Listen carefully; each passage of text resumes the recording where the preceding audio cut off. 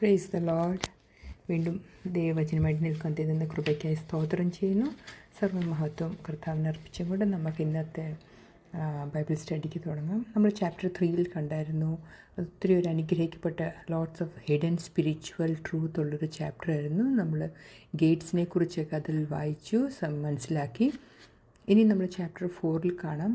വീണ്ടും ആ ടെമ്പിൾ വാളിൻ്റെ ആ ഗേറ്റിൻ്റെയൊക്കെ ഇത് പണി കഴിഞ്ഞു. ഇന്ന് ദ റീബിൽഡിങ് സ്റ്റാർട്ടഡ്. ബട്ട് അതിൻ്റെ കൂടെ ഒരു ഓപ്പോസിഷൻ, അതിൻ്റെ കൂടെ എതിർപ്പുകൾ വരാൻ തുടങ്ങി.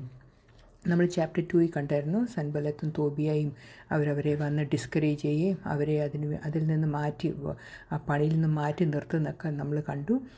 ഇവിടെ നമ്മൾ വായിക്കുന്ന ചാപ്റ്റർ 4 അതിൻ്റെ 1 വായിക്കും. അവർ ഭയങ്കര ആംഗ്രി, ദേഷ്യമായി, they were furious, they ridiculed the Jews. അവരെ കളിയാക്കാൻ തുടങ്ങി. കഴിഞ്ഞ പ്രാവശ്യം നമ്മൾ കണ്ടായിരുന്നു അവരെന്തൊക്കെയാണ് ചെയ്തത്. ഈ യഹൂദന്മാരെ പണിയിൽ നിന്ന് മാറ്റാനായിട്ട് അവരെ ഡിസ്കറേജ് ചെയ്തു, അവരെ ഡിസീവ് ചെയ്യാൻ നോക്കി, അവരെ ഡിസ്ട്രാക്റ്റ് ചെയ്തു, ഡിസ്റ്റർബ് ചെയ്തു, അവരെ ഡീമോറലൈസ് ചെയ്തു. നിങ്ങൾക്കത് ചെയ്യാൻ പറ്റത്തില്ല. അവരുടെ എൻകറേജ്മെൻ്റ് എല്ലാം ലൂസ് ചെയ്യാൻ നോക്കി, അവിടെ കൺഫ്യൂഷൻ ക്രിയേറ്റ് ചെയ്തു, അവരെ ക്രിറ്റിസിസത്തിലേക്ക് കൊണ്ടുവന്നു. അങ്ങനെ കുറേ കാര്യങ്ങൾ നമ്മളവിടെ കാണാൻ പറ്റും. ഇനി 4:2 തൊട്ട് കുറേ ക്വസ്റ്റ്യൻസ് അവർ ചോദിക്കുന്നുണ്ട്. അതവരുടെ ദേഷ്യം കൊണ്ടും അവരുടെ അങ്ങ് ഫ്രസ്ട്രേഷൻ കൊണ്ടാണ് അവർ ആ ക്വസ്റ്റ്യൻസ് ചോദിക്കുന്നത്. അവരെന്തൊക്കെയാണ് ചോദിക്കുന്നത്? ഈ ഫീബിൾ ജ്യൂസ്, ഈ ഒന്നിനും കൊള്ളാത്ത, അല്ലെ ഒരു മീൻസ് അവർക്ക് ശക്തിയില്ലാത്ത ജ്യൂസ് യഹൂദന്മാർക്ക് എന്തോ ചെയ്യാൻ പറ്റും. പക്ഷെ നമുക്കറിയാം ഈ 1 Corinthians 1:27 പറയുന്നത്, God chose the foolish things of the world to shame the wise, and God chose the weak things of the world to shame the strong. അന്നേരം കർത്താവിൻ്റെ കരത്തിൽ ഈ ഫുളിഷ് ആയാലും ശക്തിയില്ലെങ്കിലും അത് കർത്താവിൻ്റെ കയ്യിലേക്ക് കൊടുക്കുമ്പോൾ അത് ശക്തി ഉള്ളവരായിത്തീരും. നമുക്ക് ഗിദെയോൻ്റെയും ആ കഥയൊക്കെ നമുക്കറിയാം. അന്നേരം ഇവർ കളിയാക്കിയെന്ന് പറഞ്ഞാലും ഈ പണി അവരുടെ അല്ല, യഹോവയുടെ പണിയായിരുന്നു. ദൈവമാണ് അവിടെ പണിയാനായിട്ട് അവരുടെ കൂടെ നിന്നത്. അതുകൊണ്ട് അവർക്ക് സക്സസ് കിട്ടുമെന്ന് ഷ്യൂറായിരുന്നു. പക്ഷേ ഇവരെന്തൊക്കെയാണ് പിന്നെ കളിയാക്കുന്നതെന്ന് നോക്കിയാൽ, will they restore the wall, will they offer sacrifices, will they finish it in A day. അന്നേരം അവർ പറയുക, ഇപ്പോൾ സാക്രിഫൈസ് ചെയ്ത് നിങ്ങളുടെ ദൈവത്തെ പ്രസാദിച്ചാലും നിങ്ങളിതെല്ലാം ചെയ്താൽ നിങ്ങൾക്കെന്തോ ഇത് തീർക്കാൻ പറ്റുമോ? Can they bring the stones back to life? അവർക്കറിയാം ശലോമൻ്റെ സമയത്തുള്ള ആ ടെമ്പിളിൻ്റെ ഗ്ലോറി നിങ്ങൾക്ക് പിന്നെയും തിരിച്ച് കൊണ്ടുവരാൻ പറ്റുമോ? ആ സ്റ്റോൺസിനെയൊക്കെ തിരിച്ച് ജീവിതത്തിലേക്ക് കൊണ്ടുവരാൻ പറ്റുമോ? Stones back to life. പക്ഷേ നമുക്ക് അതറിയത്തില്ല. സ്റ്റോൺസ് ബാക്ക് ടു ലൈഫ് നമുക്കറിയത്തില്ല. പക്ഷേ നമുക്കറിയാം നമ്മുടെ ദൈവത്തിന് എല്ലാം സാധിക്കും. ഒരു കാര്യവും അസാധ്യമല്ല. നമ്മൾ എഹെസ്കേൽ 30 കാണുന്നുണ്ട്. God has brought the dry bones to life. ഒരു ഉണങ്ങിയ അസ്ഥികളെ ജീവനിലേക്ക് കൊണ്ടുവരാമെങ്കിൽ പിന്നെ ഈ കല്ലുകളെ ജീവനിലേക്ക് കൊണ്ടുവരാൻ കർത്താവിന് പറ്റത്തില്ലയോ? അന്നേരം അവർ കളിയാക്കും. പക്ഷേ നമ്മൾ തളർന്നു പോകാതെ നമുക്കറിയാം നമ്മുടെ ദൈവം സർവശക്തനാണ്. എല്ലാ കാര്യങ്ങളും കർത്താവിന് സാധിക്കും. Because our God is a God of restoration. He brings newness in our lifes. He brings fullness in our life. അതാണ് ജോൺ 10:10 പറയുന്നത്, I have come that you may have life and life in abundance. നമ്മുടെ കർത്താവ് abundant ലൈഫാണ് നമുക്ക് തരുന്നത്. പിന്നെ അവർ ചോദിക്കുന്നത്, ഈ ഹീപ്സ് ഓഫ് റബിൾ, അവിടെ കിടക്കുന്ന കല്ലും മണ്ണും അതൊക്കെ കത്തിക്കിടക്കുന്ന ഒരവസ്ഥയിൽ നിന്ന് അതെങ്ങനെ നിങ്ങൾ നടത്തും? അവരതൊക്കെ ചോദിച്ച് അവർ ഡിസ്കറേജ് ചെയ്യാനായിട്ട്. പക്ഷേ അത് യഹൂദന്മാരെ അവർ ഡിസ്കറേജ് ചെയ്തെങ്കിലും പക്ഷേ നെഹമ്യ നല്ലൊരു ലീഡറായതുകൊണ്ട് അത് പ്രാർത്ഥിക്കുന്നുണ്ട് ആ കാര്യങ്ങളെല്ലാം മുന്നോട്ട് നടന്നു. അവർ ഡിസ്കറേജ് ആയി പോകാൻ സമ്മതിച്ചില്ല. പിന്നെ തോബിയ എന്ന് പറഞ്ഞ അമോനൈറ്റൊക്കെ അവിടെ പറയുന്നുണ്ട്, എന്തോ ബിൽഡിങ് അവരുണ്ടാക്കുന്ന ഒരു ഫോക്സ് അതിൽ കൂടെ ജമ്പ് ചെയ്ത് കഴിഞ്ഞാൽ അതെല്ലാം പോകും. ഇതെല്ലാം ഡിസ്കറേജ്മെൻറ്റ് വാക്കുകൾ. നമ്മുടെ ജീവിതത്തിൽ നമുക്കറിയാം, നമ്മളൊരു കാര്യം ചെയ്യുമ്പോൾ ഒത്തിരി ശത്രുക്കളുണ്ട്. ചിലപ്പോൾ നമ്മുടെ മിത്രങ്ങൾ തന്നെയായിരിക്കും നമ്മൾ ഡിസ്കറേജ് ചെയ്യുന്നത്. പക്ഷെ നമ്മൾ ആ ഡിസ്കറേജ്മെൻറ്റ് വീണ് പോകാതെ നമ്മൾ കർത്താവിൽ ആശ്രയിക്കുമ്പോൾ കർത്താവ് നമ്മുടെ കൂടെ ഉണ്ടെന്നുള്ള ആ ഉറപ്പോടെ നമുക്ക് മുന്നോട്ട് നീങ്ങാം. ആ സമയത്ത് അവിടെ ഒരു പ്രാർത്ഥനയുണ്ട്, ഹിയറസ്. അതിൻ്റെ 4 hear us O God for we are despised. അങ്ങനെ അവിടെ ഒരു പ്രാർത്ഥന നമ്മൾ ആ 4ലും 5ലും നമ്മൾ ആ പ്രാർത്ഥന വായിച്ച് നോക്കുമ്പോൾ നമുക്കറിയാം നെഹമ്യ ആ എതിരാളികളുടെ അഗെയിൻസ്റ്റ് പ്രാർത്ഥിക്കുക. അവരെ വഴക്ക് പറയാനോ അവരെ ആൻസർ ബാക്ക് ചെയ്യാനോ ഒന്നും പോയില്ല. അവർ റിറ്റാലിയേറ്റ് ചെയ്തില്ല, പക്ഷേ പ്രാർത്ഥിച്ചു. അപ്പം നെഹമ്യയ്ക്ക് അറിയാമായിരുന്നു ഈ യുദ്ധം യഹോവയ്ക്കുള്ളത്. The battle belongs to the Lord. അന്നേരം പ്രാർത്ഥന മാത്രമായിരുന്നു ഒരു റിസോഴ്സ്. സാധാരണ നമ്മൾ കേട്ടിട്ടുണ്ട് ചിലർ പറയുന്നത്, ഞങ്ങൾക്കൊന്നും ചെയ്യാൻ പറ്റത്തില്ല, ഞങ്ങൾ പ്രാർത്ഥിക്കാൻ മാത്രമേ ചെയ്യാൻ പറ്റത്തുള്ളൂ. അത് മതി, നമുക്ക് പ്രാർത്ഥന മാത്രം മതി. പ്രാർത്ഥിക്കുമ്പോൾ നമുക്ക് ഏറ്റവും വലിയ ശക്തി കിട്ടും, ശത്രു ഓടിപ്പോവും, എല്ലാം നേരിടാനുള്ള ശക്തി ദൈവം കിട്ടും. അതിന് ഈ 4 പറഞ്ഞ പ്രെയർ പോലെ നമുക്ക് പ്രാർത്ഥിക്കാൻ അത് കറക്റ്റാണെന്ന് എല്ലാവരും ചോദിക്കും. നമ്മൾ അങ്ങനെ പ്രാർത്ഥിക്കുന്നത് ശരിയാണെന്നോ? പക്ഷേ നെഹമ്യ ഇവിടെ ചെയ്തത് എന്തുവാ? Nehemiah he cast his burden to the Lord who judges righteously. നെഹമ്യയ്ക്ക് അറിയാം ദൈവം നീതിയുള്ള ദൈവമാണ്. അത് ഇങ്ങനെ പ്രാർത്ഥിച്ചാലും ദൈവത്തിനറിയാം നീതിയോടെ എന്തോ ചെയ്യണമെന്ന്. ദൈവത്തിൻ്റെ റൈച്ചസ് ജഡ്ജ്മെൻറ്റാണ് ദൈവത്തിനുള്ളത്. സാം 58 അറിയാം, സാം 69 നമുക്കറിയാം. ദൈവത്തിനോട് ദാവീദും ഇങ്ങനെ തന്നെ ഒരു പ്രാർത്ഥിക്കുന്നുണ്ട്. അത് ദൈവത്തോട് പറയുന്നത് എന്തോ, God you just deal with them, I don't know what to do, you deal with them. So നമ്മൾ അങ്ങനെ പ്രാർത്ഥിച്ചു കഴിയുമ്പോൾ പിന്നെ നമ്മുടെ മനസ്സങ്ങ് റിലാക്സാണ്, കാമ. നമ്മുടെ മനസ്സ് റിലാക്സ് ആകുമ്പോൾ നമുക്ക് കൂടുതൽ സ്ട്രെങ്തോട് പണി ചെയ്യാൻ പറ്റും. നമ്മുടെ മൈൻഡ് ഫ്രഷ് ആകും. അവിടെ എല്ലാവരും ഈ ഒരു രീതിയിൽ ചെയ്യുമ്പോൾ അവിടെ വണ്ണസ് ഇൻ സ്പിരിറ്റ്. കാരണം ആവശ്യമില്ലാത്ത ബർഡൻ തലയിൽ വെക്കാതെ അത് ദൈവത്തിലേക്ക് കൊടുത്തു കഴിഞ്ഞു. പിന്നെ കാണുന്നത് അവർ പിന്നെയും പണി തുടങ്ങി ഹാഫ് ഹൈറ്റ് വരെ എത്തി. ഈ ഹാഫ് ഹൈറ്റ് വരെ എത്തിയതിൻ്റെ കാരണം എന്തോ, അവരെല്ലാം ഒരു മനസ്സോടെ അവരുടെ ബേർഡനെല്ലാം യഹോവയ്ക്ക് ഇട്ടുകൊടുത്തപ്പോൾ അവരുടെ ഒരു മനസ്സോടെ അവർ ചെയ്യാൻ തുടങ്ങി. പക്ഷേ ഈ ഹാഫ് ഹൈറ്റ് എന്ന് പറഞ്ഞാൽ അതൊരു ഒരു സ്റ്റേജ് ഭയങ്കരമായിട്ടൊരു ചാലഞ്ചിങ് സ്റ്റേജ്. പിന്നെ മുന്നോട്ട് എന്തോ ചെയ്യണം, അത് നമ്മുടെ ഒരു ചോയ്സ്. നമുക്കറിയാം, സാധാരണ നമ്മൾ പറയുന്നുണ്ട്, ഒരു ഗ്ലാസിൻ്റെ പകുതി വെള്ളം ഉണ്ടെങ്കിൽ അത് നമ്മുടെ പെർസ്പെക്റ്റീവാണ്. നമുക്ക് വേണമെങ്കിൽ പറയാം ദ ഗ്ലാസ് ഈസ് ഹാഫ് ഫുള്ളെന്നും പറയാം, അല്ലെങ്കിൽ the glass is half empty എന്നും പറയാം. ഒരു ഓപ്റ്റിമിസ്റ്റിനെയും പെസിമിസ്റ്റിനെയും അങ്ങനെയാണ് തിരിച്ചറിയുന്നതെന്ന് പറയാറുണ്ട്. അതിൽ ആ ചോയ്സ് നമ്മുടെ ഈ ഹാഫ് ഹൈറ്റ് കാണുമ്പോൾ നമ്മൾ ഇത്രയും പണിതല്ലോ, താങ്ക് ഗോഡ്, പ്രൈസ് ഗോഡ് എന്നും പറയാം. അല്ലെങ്കിൽ നമുക്ക് പറയൂ ഹാഫ് ഹൈറ്റേ ആയുള്ളൂ, ഇനി എന്തുമാത്രം പണി കിടക്കുന്നു.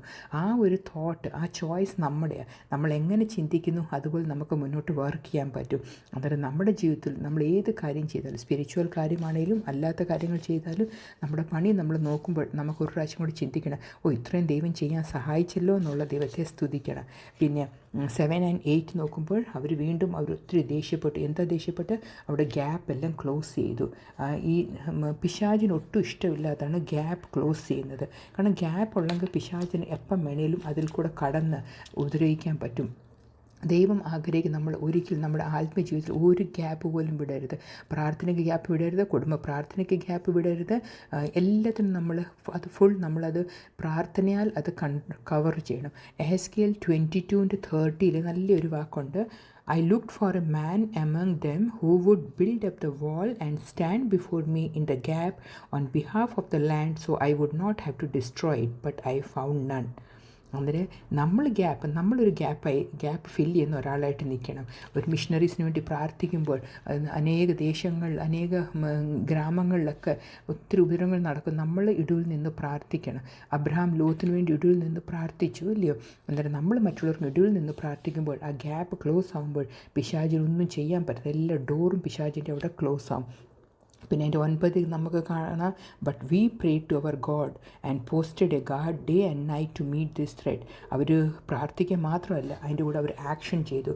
അവരവിടെ സെറ്റ് എ വാച്ച്, അവിടെ ഒരു ഗാർഡിനെ നിർത്തി. ആ ഗാർഡിനെ എങ്ങനെ നിർത്തി അതെല്ലാം ഇനിയും താഴോട്ടല്ല, അതിനെക്കുറിച്ചാണ് പറയുന്നത്.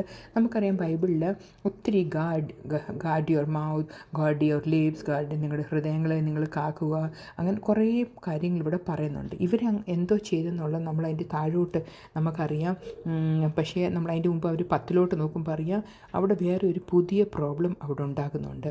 അവിടെ ഇൻറ്റേർണൽ പ്രോബ്ലം. അവിടെ പണി ചെയ്ത ആളുകൾ തന്നെ അവർ പറയുന്നുണ്ട്, ഞങ്ങളുടെ ലേബറേഴ്സ് ഒക്കെ അവരൊത്തിരി ക്ഷീണിച്ചു, അവർക്കിനി പണി പറ്റത്തില്ല, പണി ഒത്തിരി കൂടുതലാണ്, അവർക്കിനി ശക്തിയില്ല. അങ്ങനെ ഒരു ഡിസ്കറേജ്മെൻറ്റ് വന്നു കഴിഞ്ഞാൽ സ്വതമേ നമ്മുടെ സ്ട്രെങ്ത് അങ്ങ് പോകും.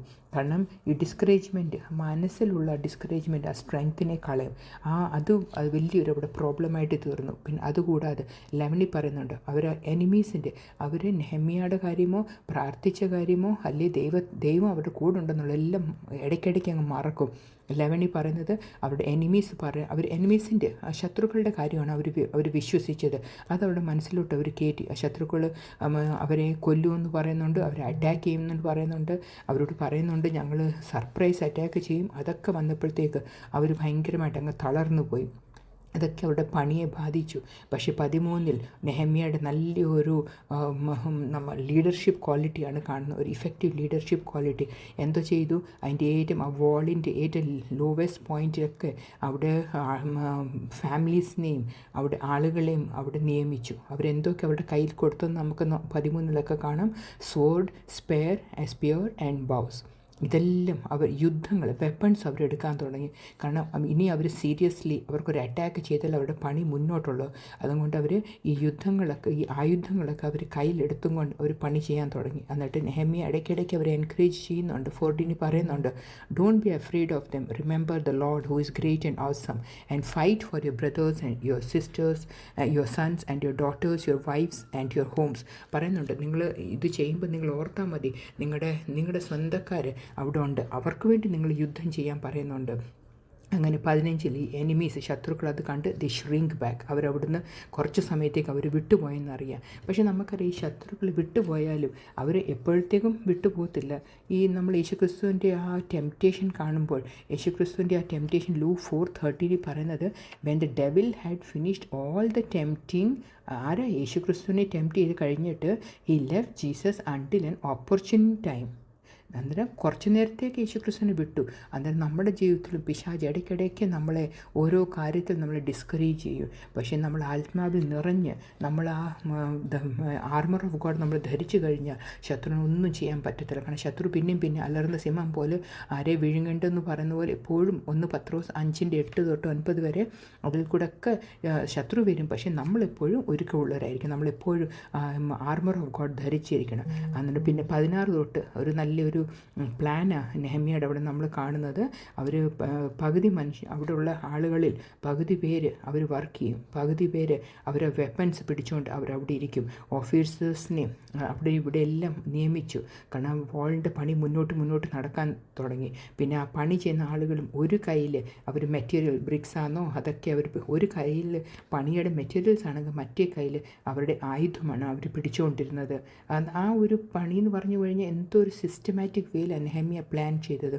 പിന്നെ അവിടെ ഒരു മനുഷ്യനെ വെച്ചു, ട്രംപറ്റ് കാഹളം ഊതാനായിട്ട്. കാരണം ഇവരുടെ പണി ഒത്തിരി അങ്ങ് സ്പ്രെഡായിരുന്നു. കാരണം വലിയൊരു വാളല്ലായിരുന്നു ഇവർക്ക് പണിയുണ്ട്. അന്നേരം ആ നോബിൾസ് ഒഫീഷ്യൽസിനെ അല്ലെങ്കിൽ മറ്റു ആളുകളെയൊക്കെ നെഹമ്യ വിളിച്ച് പറഞ്ഞ്, എപ്പം നിങ്ങൾ ട്രംപറ്റ് കേട്ടാലും നിങ്ങൾ ഓടി നിങ്ങൾ ഈ സ്ഥലത്തേക്ക് വരണം. അവിടെ പറഞ്ഞിരിക്കുന്ന ഏറ്റവും എൻകറേജിങ് വേർഡ്സ് പറഞ്ഞാൽ, our God will fight for us. അവരെ ഇടയ്ക്കിടയ്ക്ക് എൻകറേജ് ചെയ്യുവാണ്. അന്നേരം ഈ ട്രംപറ്റ് കോൾ കേൾക്കുമ്പോൾ എല്ലാവരും ഒന്നിച്ചാകണം. അതാണ് മോശയും നമുക്കറിയാം.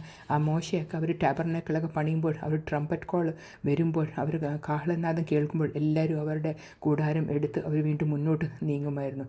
നമുക്ക് ഒരു കാഹളനാദമുണ്ട്, ആ ഫൈനൽ ട്രംപറ്റ് കോൾ.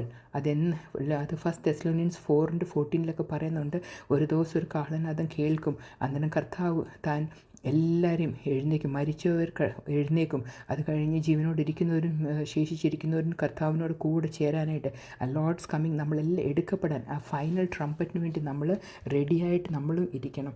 അങ്ങനെ അതിൻ്റെ ആ ചാപ്റ്റർ 4 അവസാനത്തോട്ട് വരുമ്പോൾ നമ്മൾ കാണുന്നുണ്ട്, അങ്ങനെ അവർ ഡേ ആൻഡ് നൈറ്റ് പണി ചെയ്തു. രാത്രി യാമങ്ങൾ അവർ ഗാർഡ് ചെയ്യും, രാവിലെ അവർ പണി ചെയ്യും. എല്ലാവരും they were staying inside Jerusalem at night. അത് എല്ലാവരും എല്ലാ മനുഷ്യരും ഒരുപോലെ ഒരു മനസ്സോട് പണി ചെയ്തുകൊണ്ട് അവരുടെ ഈ ആയുധം ധരിച്ചും കൊണ്ട് അവർ പറഞ്ഞിരിക്കുന്നത് അവരുടെ ഡ്രസ്സിൻ്റെ അകത്ത് അതിലായിരുന്നു ഈ ആയുധം വെച്ച് അവർ വെള്ളം കുടിക്കാൻ പോകുമ്പോൾ പോലും അവർ ആ ആയുധം ഊരി വെച്ചില്ല. ഇത് നമുക്ക് വലിയൊരു ലെസനാണ്. നമ്മുടെ ആയുധം Ephesians 6 പറയുന്ന പോലെ the armour of God, put on the full armour of God. അതിൽ ആർമർ ഓഫ് ഗോഡ് എന്ന് പറയുമ്പോൾ നമുക്കറിയാം, നമ്മൾ അതിൻ്റെ അകത്ത് the helmet of salvation, the breast plate of righteousness, അങ്ങനെ ദ വേർഡ് ഓഫ് ഗോഡ്. അങ്ങനെ ആയുധം ഒന്നുപോലും നമ്മൾ വിടാതെ നമ്മൾ ആയുധങ്ങൾ എല്ലാം നമ്മൾ ധരിച്ചു കൊണ്ടിരുന്നാലേ എന്ന് നമ്മൾ ദൈവത്തിൻ്റെ കർത്താവിൻ്റെ സന്നിധിയിൽ നമ്മൾ ശക്തി പ്രാപിച്ച് take the helmet of salvation, the sword of the spirit and pray in the spirit. അങ്ങനെ നമുക്ക് Ephesians 6:10 തൊട്ട് താഴോട്ട് വായിക്കുമ്പോൾ നമുക്കറിയാം, ഈ സർവായുധം വർഗം അല്ലെ the whole armour of God നമ്മൾ ധരിച്ചു കഴിഞ്ഞാൽ ശത്രുവിനൊന്നും നമുക്ക് ചെയ്യാൻ പറ്റത്തില്ല. അതിൽ നെഹമ്യ 4 കൂടെ നമുക്ക് വലിയൊരു ലെസനാണ് കിട്ടിയത്. നമ്മൾ പ്രാർത്ഥിക്കണം. ഈ നെഹമ്യയ്ക്ക് കിങ്ങിൻ്റെ സപ്പോർട്ട് ഉണ്ടായാലും പക്ഷേ ശത്രുക്കൾ അറ്റാക്ക് ചെയ്യാൻ തുടങ്ങി. നമുക്ക് രാജാതിരാജാവിൻ്റെ സപ്പോർട്ട്, രാജാതിരാജാവിൻ്റെ എപ്പോഴും കരം നമ്മുടെ കൂടെ ഉണ്ട്. എങ്കിലും ശത്രു നമ്മളെ തകർക്കാൻ നോക്കും, ശത്രു നമ്മളെ കീഴ്പ്പെടുത്താൻ നോക്കും. പക്ഷെ നമ്മളൊന്നും ഓർക്കണം, the battle belongs to the Lord. The one who is in us is greater than the one who is in the world. എന്തൊക്കെ ഡിസ്കറേജ്മെൻറ്റ്, കൺഫ്യൂഷൻ എന്ത് വന്നാലും we have to focus on God and his promises. ദൈവം എന്താ ഈ ശത്രുക്കൾ എന്നേക്കുമായിട്ട് മാറ്റിക്കളയാത്ത. കാരണം ദൈവം കുറച്ച് സമയം കൂടെ കൊടുക്കുക നമ്മളെ ബിൽഡ് ചെയ്യാനായിട്ട്. ശത്രുക്കൾക്ക് ചിലപ്പോൾ അവരുടെ മനസ്സ് മാറാനായിട്ട്. അന്നേരം പിന്നെ വേറെ കാര്യം നമുക്ക് അറിയാനെന്തോ, പ്രയർ ഒരിക്കലും ആക്ഷനെ റീപ്ലേസ് ചെയ്യത്തില്ല. നമുക്ക് പ്രാർത്ഥനയും വേണം, ആക്ഷനും വേണം. നമ്മുടെ ജീവിതത്തിൽ ചാലഞ്ചസ് കാണും, അകമേയുള്ള ചാലഞ്ചസ് കാണും, പുറമേ ഉള്ള ചാലഞ്ചസ് കാണും. പക്ഷേ നമ്മളെപ്പോഴും ഫോക്കസ് ഓൺ ഗോഡ് അലോൺ. നമ്മുടെ ജഡവും നമ്മുടെ ഫ്ലെഷും സ്പിരിറ്റും എപ്പോഴും ഒരു ചാലഞ്ച്, എപ്പോഴും വഴക്ക. റോമൻസ് 7:21 തൊട്ട് വായിക്കുക. പക്ഷേ സ്പിരിച്വൽ അറ്റാക്ക് ഉണ്ടാകും, പക്ഷേ വിക്ടറി കർത്താവിലുള്ളത്. അതുകൊണ്ട് നമ്മൾ വീണ്ടും ഈ റീബിൽഡിങ് ദ വാളിൽ കൂടെ നമുക്ക് പഠിക്കാൻ പറ്റും. നമ്മൾ കൂടുതലായിട്ട് കർത്താവിനോട് പറ്റിച്ചേരാൻ കർത്താവ് നമ്മൾ ഓരോരുത്തരെയും സഹായിക്കുമാറാകട്ടെ. God bless all.